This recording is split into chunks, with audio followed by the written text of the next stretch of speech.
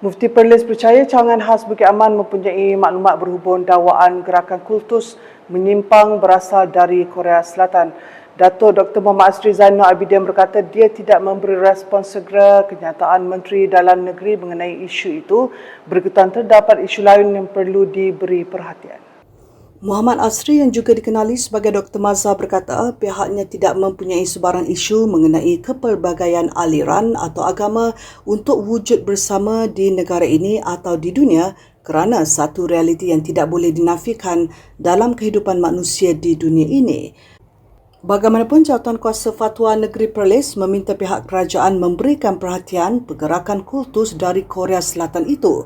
Ia bagi membendung unsur yang mungkin mencetuskan ketegangan dan tindakan luar kawalan dalam masyarakat majmuk atau memesongkan orang Muslim yang terlibat.